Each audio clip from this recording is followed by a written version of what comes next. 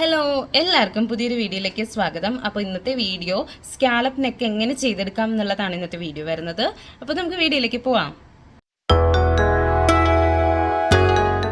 Scallop neck ചെയ്യാൻ വേണ്ടിയിട്ട് ഈ ഒരു ക്യാൻവാസ് ഷീറ്റ് ഞാൻ രണ്ടായിട്ട് മടക്കി കൊടുക്കുന്നുണ്ട്. ഇനി ഒരു 3 ഇഞ്ച് ഞാൻ അടയാളപ്പെടുത്തി കൊടുക്കുന്നുണ്ട് കേട്ടോ.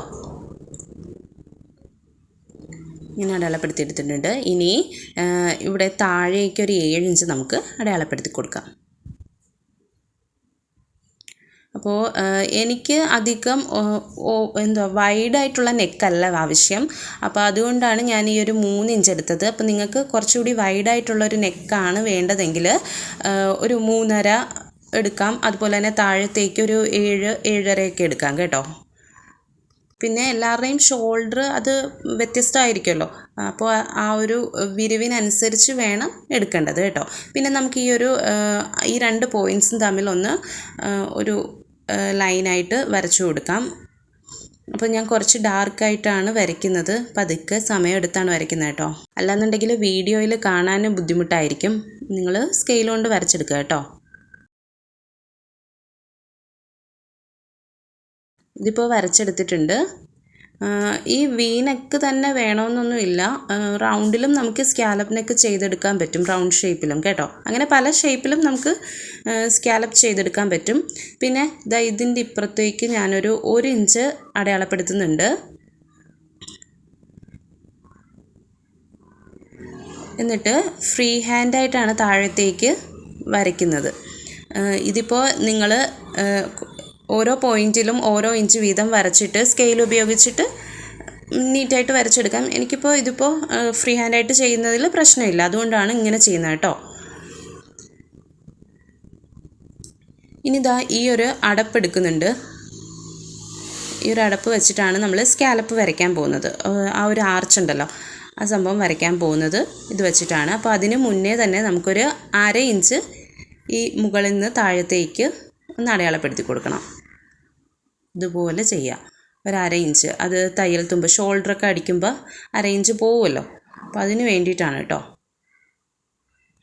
എന്നിട്ട് അതിന് താഴത്തേക്ക് ഈ ഒരു അടപ്പ് വയ്ക്കണം. ഈ ഒരു അടപ്പ് ഇങ്ങനെ വയ്ക്കുക. പിന്നെ ആർച്ചിൻ്റെ ആ ഒരു സ്കാലപ്പ് ഉണ്ടല്ലോ, അതിൻ്റെ പൊക്കം എത്ര വേണമെന്ന് നമ്മൾ തന്നെ തീരുമാനിക്കണം.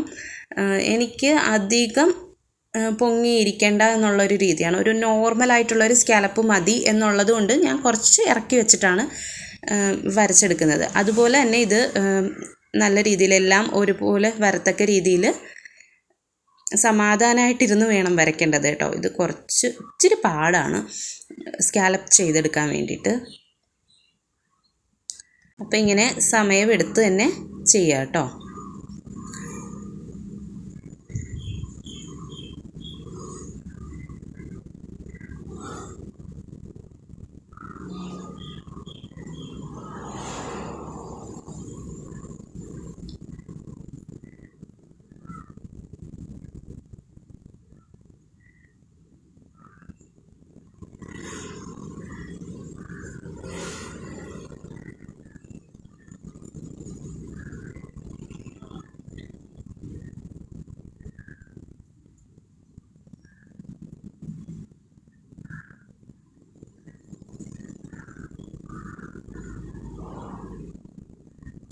അപ്പോൾ ഇത്രയും നമ്മൾ ഒരേ അളവിൽ തന്നെ ചെയ്തെടുക്കുക.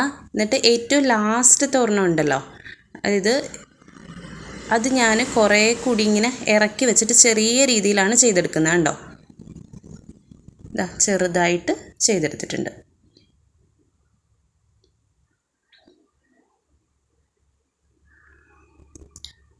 അപ്പോൾ ഇത് നമ്മൾ ഒരു വശത്ത് മാത്രമേ വരച്ചെടുത്തിട്ടുള്ളൂ. അപ്പോൾ ഇത് കട്ട് ചെയ്യുന്നതിന് മുന്നേ തന്നെ ഞാനൊരു മുട്ടുസൂചി കൊണ്ട് ഇതൊന്ന് പിൻ ചെയ്ത് വയ്ക്കുകയാണ്. ഇനി നമുക്കിതൊന്ന് കട്ട് ചെയ്തെടുക്കാം.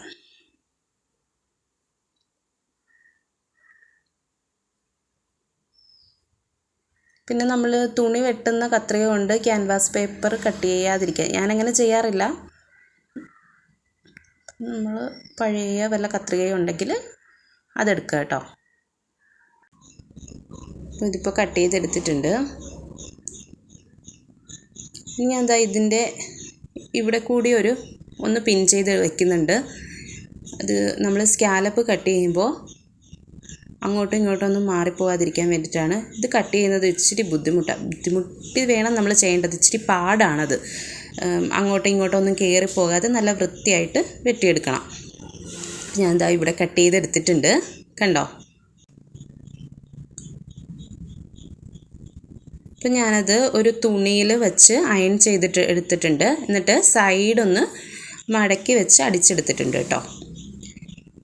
ഇനി നമ്മൾ മെയിൻ ക്ലോത്ത് എടുക്കുക. അതായത് ആം ഹോളൊക്കെ കട്ട് ചെയ്ത് വെച്ചിട്ടുള്ള ഒരു യോക്ക് പോർഷനാണ് എടുത്തിരിക്കുന്നത്. അതിൻ്റെ നല്ല വശം വരത്തക്ക രീതിയിൽ എടുക്കുക. എന്നിട്ട് ഇതാ ഇങ്ങനെ തന്നെ വെച്ച് കൊടുക്കുക. അതായത് സ്കാലപ്പ് നമ്മൾ ക്യാൻവാസിൽ ചെയ്ത സ്കാലപ്പ് പുറത്ത് വരുന്ന രീതിയിൽ വെച്ച് കൊടുക്കുക. എന്നിട്ട് ഞാൻ ഈ സെൻറ്ററിൽ ചെറുതായിട്ടൊന്ന് സ്റ്റിച്ച് ചെയ്തെടുക്കുന്നുണ്ട്. അതുപോലെ ഈ രണ്ട് വശങ്ങളിലും, അതായത് ആ നെക്കിൻ്റെ രണ്ട് സൈഡിലും ഒന്ന് സ്റ്റിച്ച് ചെയ്തെടുക്കുന്നുണ്ട്. അത് അങ്ങോട്ടോ ഇങ്ങോട്ടോ പോവാതിരിക്കാൻ വേണ്ടിയിട്ടാണ്. ഒരു 1/4 ഇഞ്ച് വലുപ്പത്തിൽ സ്റ്റിച്ച് ചെയ്താൽ മതി.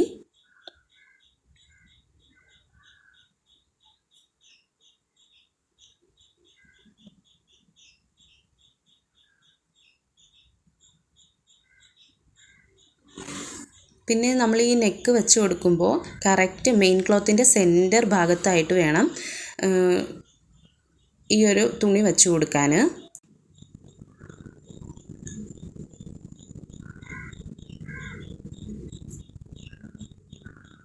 അപ്പോൾ ഇതാ ഇവിടെ ഈ ഒരു 3 ഭാഗത്തും നമ്മൾ സ്റ്റിച്ച് ചെയ്തെടുത്തിട്ടുണ്ട്. ഇനി എക്സസ് ആയിട്ടുള്ള ആ ഒരു നൂലൊക്കെ കട്ട് ചെയ്ത് കളയുക. എന്നിട്ട് ഈ ഒരു സെൻറ്റർ ഭാഗത്ത് കൂടി ആ നടുക്ക് ആ താഴത്ത് വരെ ഒന്ന് സ്റ്റിച്ച് ചെയ്ത് കൊടുക്കാം. അപ്പോൾ നമ്മൾ താഴേക്ക് തയ്ക്കുമ്പോൾ അങ്ങോട്ടോ ഇങ്ങോട്ടോ ഒന്നും മാറിപ്പോകത്തില്ല. അതിന് വേണ്ടിയിട്ടാണ് കേട്ടോ. ഇവിടം വരെ സ്റ്റിച്ച് ചെയ്തെടുക്കുക.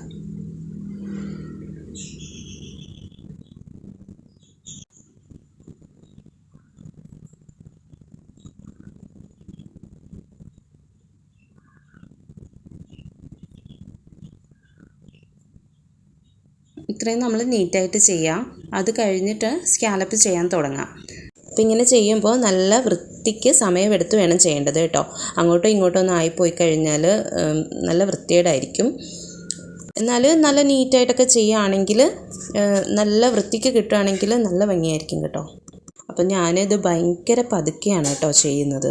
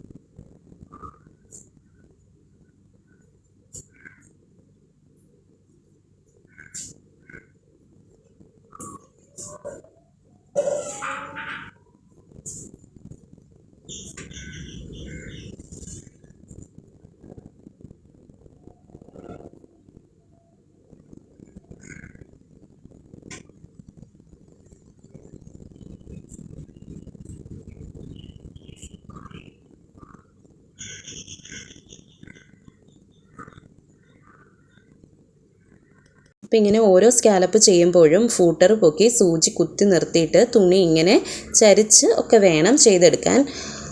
ഞാനിതിപ്പോൾ ചെയ്തെടുത്തിട്ടുണ്ട്. എന്നിട്ട് ഈ ഉള്ളിലുള്ള ഒരു തുണി ഒന്ന് കട്ട് ചെയ്ത് മാറ്റണം.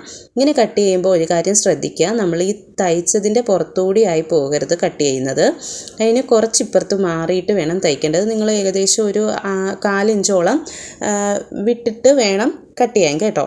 എന്നിട്ട് ഈ ഓരോ സ്കാലപ്പിൻ്റെ ഇടയ്ക്ക് ഓരോ ഉള്ളിലേക്ക് കയറിയിരിക്കുന്ന ഒരു ഭാഗമുണ്ടല്ലോ, അവിടെ ചെറുതായിട്ടൊന്ന് കട്ട് ചെയ്ത് കൊടുക്കുക. തുണി തിരിച്ചിടുമ്പോഴുള്ള എളുപ്പത്തിന് വേണ്ടിയിട്ടാണ് കേട്ടോ. അപ്പം ഞാനിതെല്ലാം കട്ട് ചെയ്തെടുത്തിട്ടുണ്ട്. ഇനി നമുക്കിതൊന്ന് തിരിച്ചിട്ട് നോക്കാം. എന്നിട്ട് കൈ കൊണ്ട് ഇങ്ങനെ ഒന്ന് കറക്റ്റാക്കി കൊടുക്കുക.